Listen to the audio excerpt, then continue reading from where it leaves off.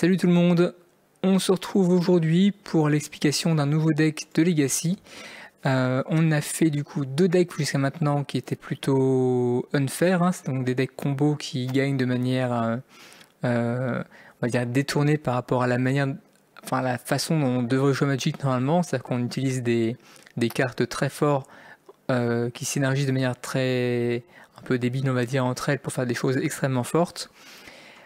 Mais maintenant, on va se pencher vers des decks qui sont plus fair, c'est-à-dire des decks qui fonctionnent un peu comme ce que tout le monde connaît dans d'autres types de formats. Il n'y a pas de combo complètement stupide, il n'y a pas de deck qui peut se développer et gagner tour 2, voire tour 1, ou ce genre de choses-là. Là, on part sur un deck très classique, extrêmement joué en ce moment, qui a quelque peu changé il y a quelques temps, aussi eu des bans et des choses comme ça, mais voilà, donc là c'est une version qui s'est stabilisée. La liste que j'ai actuellement a fait une perf plutôt correcte sur le dernier Grand Prix en fait, de Legacy, hein, il avait tout 4ème. Je vous mets du coup la description, évidemment, dans la description le lien du deck. Donc c'est un deck aggro, classique, qui évidemment en fait en Legacy est plus porté sur le... Enfin, c'est pas un deck complètement aggro comme pourrait l'être par exemple des Red Wings ou des... Enfin, voilà, où on met tout face tout le temps. C'est un deck en fait plutôt tempo, donc aggro tempo. Le principe, donc ça s'appelle Grixis Delver. Grixis parce que c'est bleu, rouge, noir. Delver parce que c'est un... Delver, ça veut dire que c'est un deck aggro. En fait, c'est basé sur une carte qui s'appelle Delver of Secrets, qui est une carte extrêmement forte, qui est une 1-1 pour un bleu, ce qui de base est pas ouf. Par contre, au début de notre upkeep, on regarde la carte qui est au-dessus de la bibliothèque et on peut révéler cette carte. Si c'est une carte d'éphémère ou de rituel, donc instant ou sorcery en anglais, donc une fois qu'on l'a révélé, on transforme Delver of Secrets. Quand il se transforme, ça devient une 3-2 qui a vol. Donc c'est très fort. Tour 2, on peut déjà attaquer à 3 avec une créature qui a vol, c'est extrêmement fort. Ensuite, niveau créature, on a également, donc en rouge cette fois-ci, des Young Pyromancer, qui sont des créatures 2-1, qui se castent pour 2 dans un rouge, et qui sont fortes parce que dès qu'on lance un sort d'instant ou de sorcerie, quand la créature est sur le board évidemment, on crée un token élémentaire 1-1 rouge.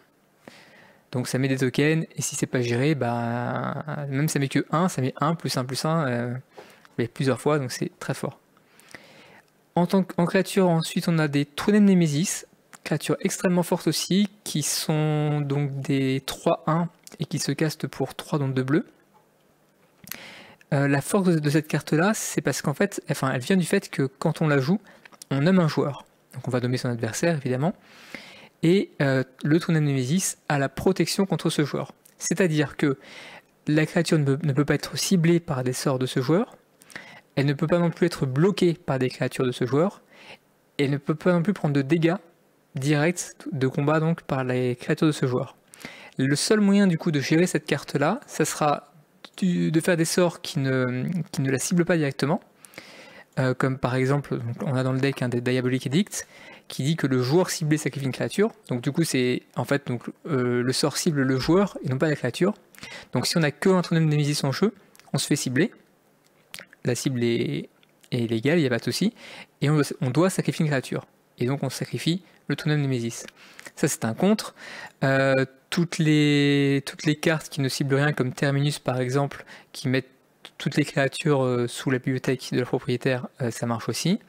Ce qui va marcher également, et c'est pour ça que ça sera joué dans des decks comme Miracle par exemple, qu'on verra plus tard, il y a en blanc Concealed Judgment, qui est en fait une carte qui ne cible pas directement mais qui fait voter des joueurs pour une carte. Voilà. Donc ce sont à peu près les seules manières de gérer cette créature-là, et donc une fois qu'elle touche le board, honnêtement, en général on est plutôt bien. La quatrième créature, c'est le Gormagungler, qui est donc une 5-5 noire, qui se caste pour 7 un noir, mais qui a Delve. Delve, en fait, c'est une manière de payer ses sorts différemment. Quand une carte a Delve, on peut exiler des cartes de son cimetière, et ça nous fait payer un mana générique. C'est-à-dire que par exemple, Imaginons qu'on ait 6 cartes dans le cimetière. On dit, bah, du coup, j'existe ces 6 cartes-là. Je paye un mana noir et j'existe ces 6 cartes-là pour payer le reste. Et du coup, ça caste le Goma-Gunner. Après, toute la partie du coup, un peu tempo du deck vient de cartes comme Daze, par exemple, qui est un contre-sort avec des conditions. C'est un contre-sort à moins que son contrôleur paye 1.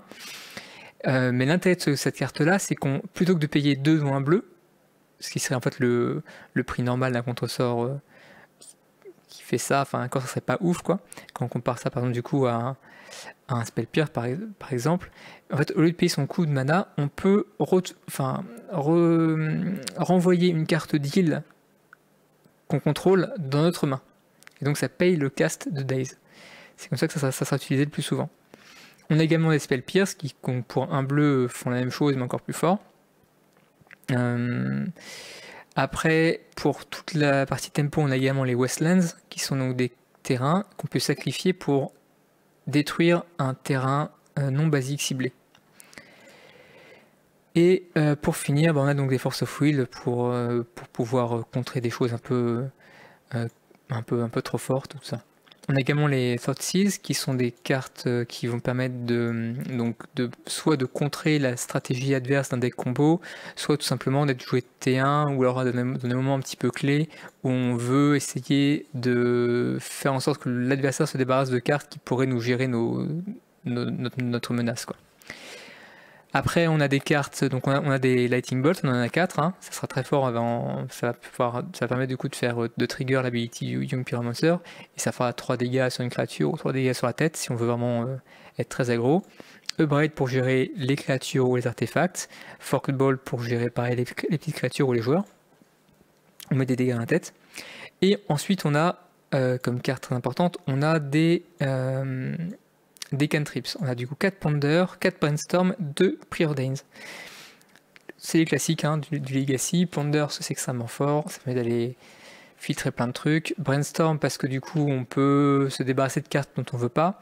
Alors, ah oui, c'est ça que ça, du coup, je l'ai pas expliqué jusqu'à maintenant, parce qu'on a vu des decks un peu unfair, mais Brainstorm est une carte extrêmement forte en Legacy, parce qu'elle permet de se débarrasser de cartes qu'on a en main et dont on ne veut pas. Alors, comment est-ce qu'on fait ça? On a un Brainstorm dans la main, et imaginons qu'on ait par exemple 2 cartes pour faire le truc le plus propre possible. Imaginons qu'on ait donc 2 cartes en main qu'on ne veut pas, d'accord? On a également sur le champ de bataille un fetch, comme un Polluted Delta, un Scalding Tarn ou un Mystian Forest par exemple. Et bien ce qu'on va faire, c'est qu'on va faire un Brainstorm en payant du coup un mana bleu. On va piocher 3 cartes, puis mettre 2 cartes de sa main, donc parmi du coup notre main qu'on avait au début plus les 3 autres, les 3 nouvelles, hein, sur le dessus de la bibliothèque. D'accord? Une fois qu'on a fait ça, le brainstorm c'est résolu, c'est fini. Par contre, ce qu'on peut faire après, c'est que, imaginons qu'on ait par exemple un ponder à jouer derrière, et bien on peut par exemple fetch avant, du coup on fetch, donc on va chercher un terrain dans notre bibliothèque, ensuite on mélange la bibliothèque, ce qui fait que les 2 cartes qu'on a remises sur le dessus de la bibliothèque avec le brainstorm sont mélangées avec le reste. Ce qui veut dire que si par exemple on avait trop de terrain, par exemple, et qu'on avait genre 5 terrains en main, et ben on en met 2 sur le dessus de la bibliothèque, après le brainstorm. Ensuite on fetch. Du coup, ça remélange les 2 terrains dont on voulait pas avec le reste. Quoi d'autre du coup alors au niveau de la mana base, on a des bilans de... Évidemment les bilans du coup bleu, blanc et... bleu, rouge et noir. Donc on a 4 Underground Seas et 3 Volcanic Island. Évidemment, ce sont les bilans les plus chers actuellement sur le marché. Underground Seas en première et Volcanic Island en deuxième. Donc le deck est relativement cher à monter, rien que pour ça en fait. Le reste, il n'y a rien qui vaut cher. Force of Will évidemment, un petit peu. Mais tout ça, c'est ce qui fait la valeur du deck, la valeur financière du deck. Donc si, voilà, c'est ça le souci. Et puis évidemment, bon, les fetch aussi, ça vaut un peu cher.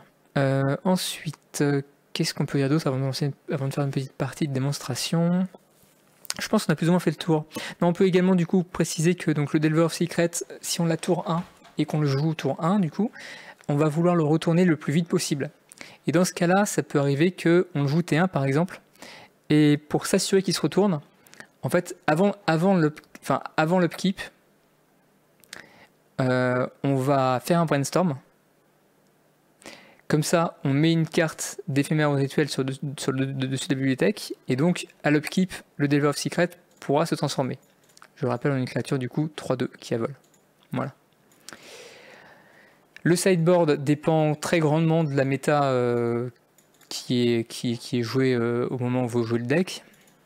Il y a des cartes un peu courantes, classiques, comme Pyroblast, qui va gérer tous les permanents bleus et les sorts bleus. Donc évidemment, c'est ce qu'on rentre quand on tombe contre des decks contrôle bleu-blanc, par exemple, ou d'autres. Hein. Flusterstorm pour bloquer tous les decks plutôt combo, avec des combos Storm, ou bien tout simplement pour gagner des combats de contre. Donc contre le deck aggro, ça peut se rentrer également. Diabolic Edict pour gérer des créatures qui sont pas ciblables, hein, comme ce qu'on a vu chez nous. Surgical Extraction pour gérer le cimetière. Et après, voilà, d'autres classiques. Liliana of the Last Hope pour partir sur un truc qu'on peut être un petit peu plus contrôle et qu'on peut la protéger. C'est extrêmement fort. Dès qu'on arrive à son ulti, en gros, c'est très dur à l'adversaire de faire des choses, de contrer ça. Donc voilà, rien d'extraordinaire. Ces cartes-là changent selon la méta, mais voilà, dans la liste, elles sont présentes parce que, par exemple, sur Tide of Night, je suppose que à ce moment-là, il y avait quand même beaucoup de decks tokens, donc c'était bien d'avoir quelque chose qui permettait de les gérer.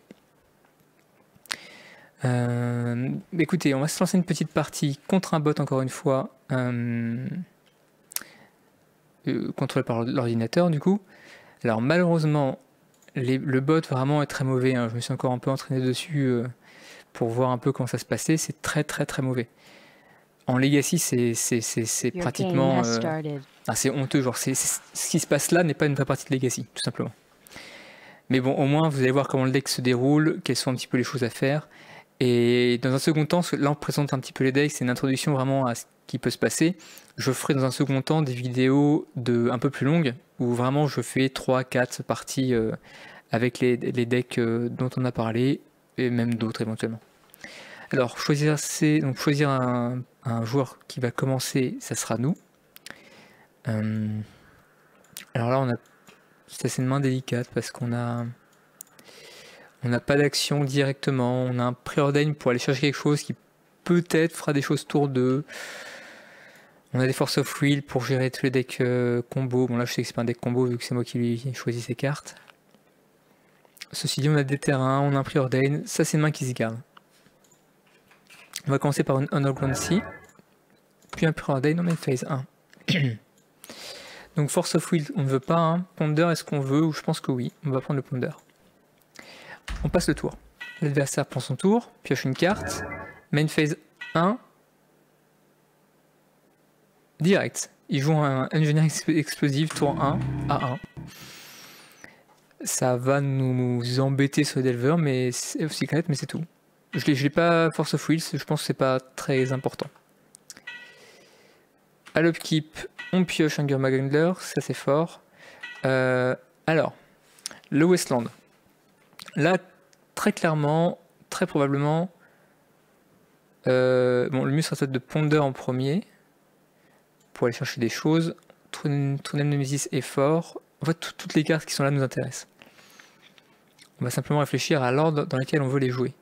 Je pense qu'on veut d'abord... Alors, on va aller chercher en premier le Ponder, en deuxième le Tournem Nemesis, et en troisième le Young Pyromancer. Shuffle, non, je ne veux pas shuffle. Donc là, je connais les cartes qui sont de ma bibliothèque. Je sais qu'il y a un Ponder, un Tournem Nemesis, puis un Young Pyromancer. Alors, là, il n'y a pas d'avantage réel à tempo. C'est-à-dire que si on avait joué un Delver of Secret T1 et qu'on avait pu du coup mettre des dégâts à 3 dès le tour 2, on aurait joué un Wasteland, on l'aurait aussitôt sacrifié pour détruire la toundra. Ça lui aurait bloqué d'un mana blanc et ça l'aurait simplement retardé du coup d'un tour. Là, il n'y a pas d'intérêt principal à le faire, d'autant plus que là, il y a un souci en fait actuellement avec X-Mage, c'est qu'en ce moment, je ne sais pas pourquoi, ça fait une semaine, les capacités en fait, des terrains ne veulent pas s'activer. On ne peut pas les activer. À part les fetch. Alors tout ce qui est Wasteland, en fait tous les terrains, même les Animeland ne veulent pas s'activer. Donc je ne sais pas pourquoi. Mais pour l'instant ça c'est un peu bloqué. À moins que j'ai changé un truc dans les options, mais... Pardon. C'est étonnant. Donc ce qu'on peut éventuellement faire, alors on veut surtout pas fetch, hein, parce que du coup on mélangerait le Totem Nemesis et on veut le garder. Je pense qu'on va quand même Westland. En vrai je vais essayer. Donc vous voyez là, en vrai on a fait un Westland, on a cliqué dessus et on a activé sa capacité pour détruire la toundra. Bon, là on peut pas le faire. Alors à moins qu'il y ait un bouton que j'ai raté quelque part, mais... Là j'ai fait clic 3.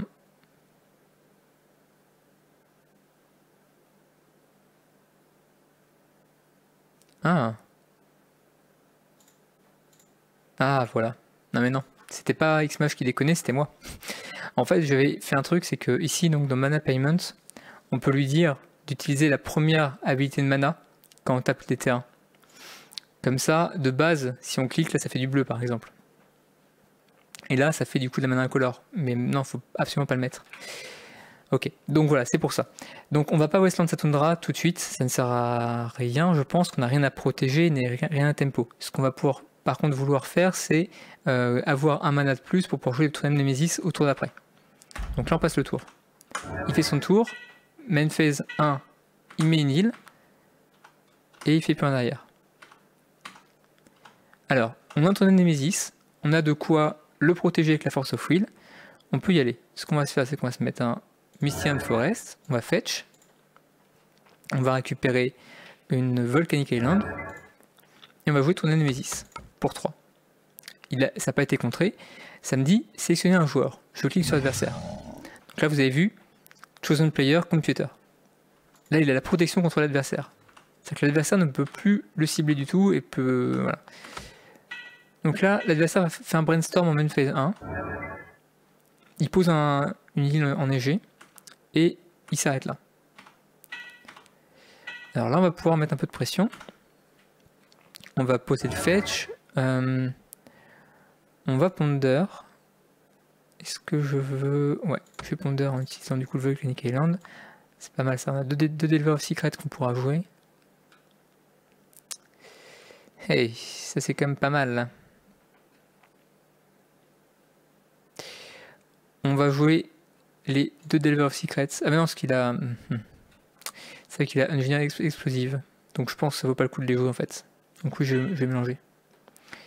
Donc ça nous fait récupérer un petit delta. En fait, les Delver of Secret auraient été extrêmement forts, parce qu'on aurait pu du coup avoir éventuellement du coup deux nouvelles créatures attaquantes 3-3 au tour d'après. On les aurait même probablement eu avec le Preordain. Parce qu'on se serait arrangé pour mettre une carte de sorcerie ou d'instant sur le sud de la bibliothèque. Bon, là malheureusement en fait c'est pas le cas. On peut jouer le Goma Gundler, mais on va pas le jouer tout de suite. Je vais Preordain. Ça je veux pas, ça je ne veux pas. Je peux encore une Force of Will. Bon. Bon, on va déjà attaquer pour 3. Ok. Lui en réponse, il joue Accumulated Knowledge, qui est une carte qui permet de... Actuellement là, juste de piocher une carte. C'est-à-dire qu'il pioche une carte pour 2, ce qui est nul pour l'instant. Par contre, quand on jouera un nouveau, en fait, il piochera en fait autant de cartes qu'il y a de Accumulated Knowledge, plus 1 du coup, dans son cimetière. C'est-à-dire que la première fois, là, il le pioche que 1. S'il en joue un deuxième, alors que lui est toujours dans le cimetière, en fait, ça fera on va piocher 2 cartes, puis 3 cartes, puis 4 cartes. Donc c'est un moteur de pioche extrêmement fort, en fait, plus la partie avance et plus c'est fort. Donc il va piocher, on le laisse piocher. Ah, là par contre ça n'aime pas, parce qu'il a révélé Terminus. C'est pour ça qu'il l'a fait. En fait, il a fait un brainstorm, dans sa main il devait avoir un Terminus, ou alors dans les 3 cartes qu'il a pioché, peu importe. Il s'est débrouillé pour mettre le Terminus du coup sur le dessus de la bibliothèque, et ensuite il a pioché une carte pour piocher Terminus. Alors c'est là que je suis un petit peu étonné parce que... Il a fait le brainstorm quand en fait? Je sais plus.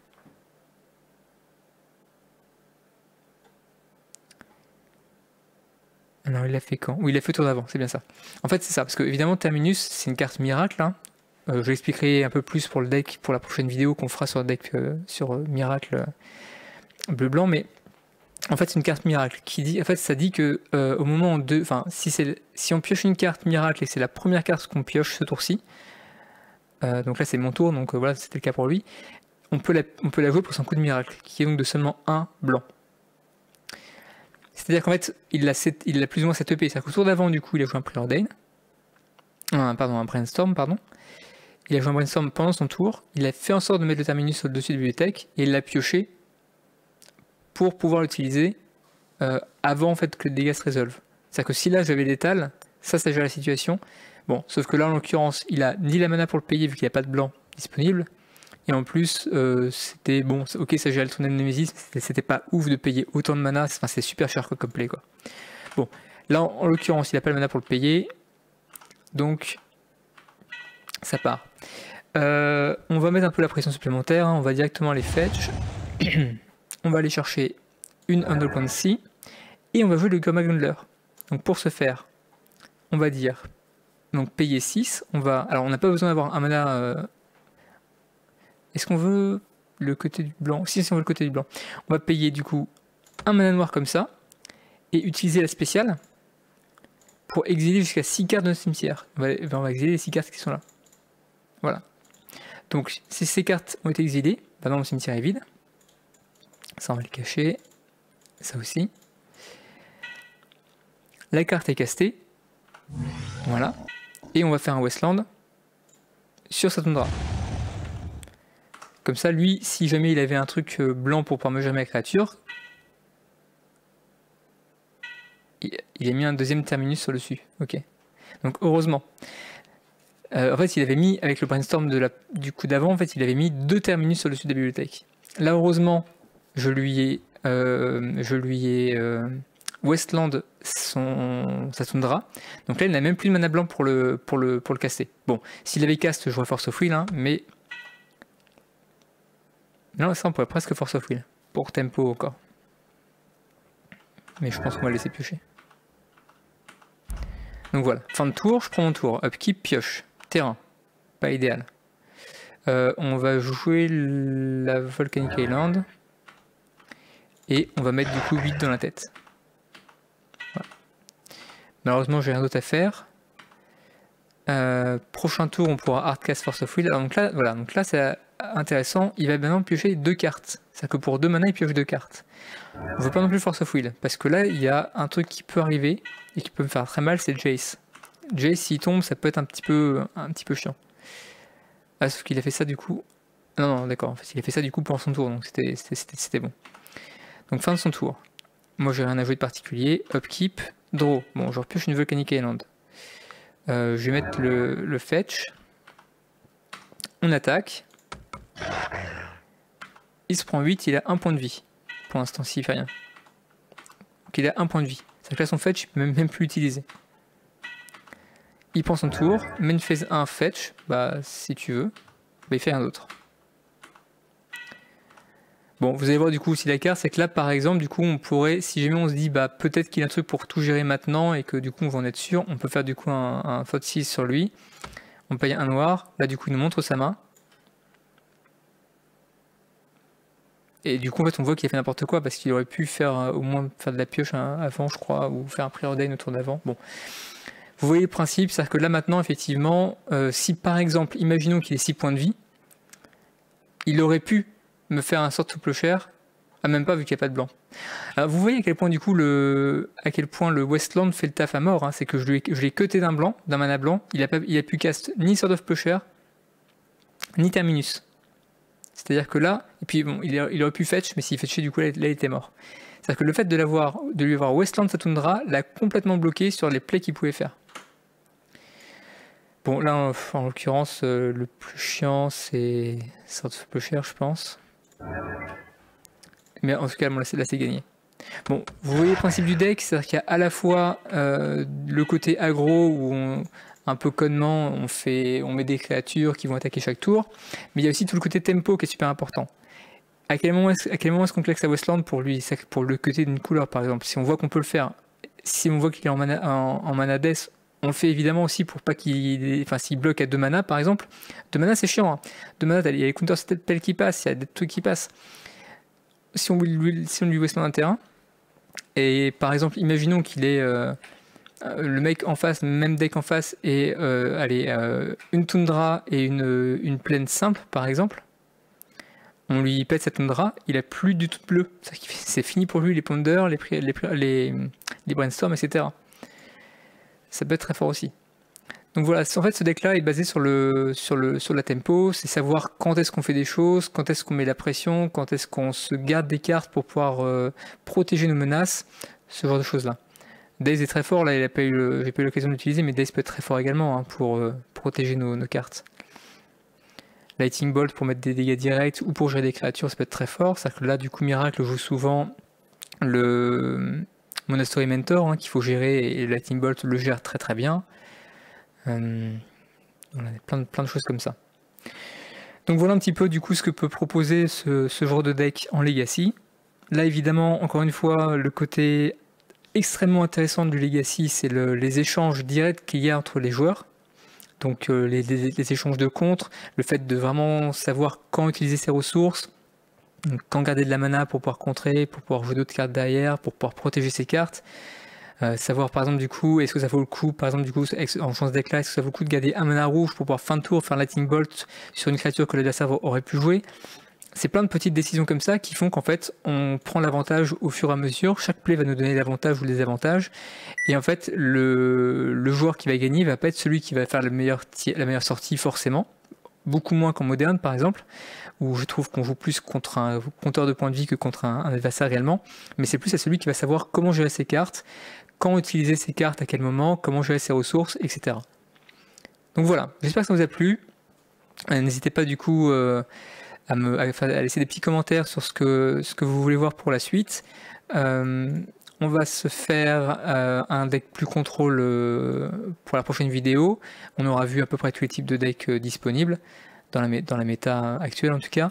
Et je pense que les vidéos suivantes seront réservées à des séances de jeu un peu plus longues hein, sur des parties en condition contre des vrais joueurs qui savent réellement jouer. Parce que sur X-Mage, il y a quand même des gens qui se préparent pour les grands prix ou qui veulent monter des decks. Enfin, il y a des gens qui jouent vraiment bien. Il n'y a pas que des rigolos quoi.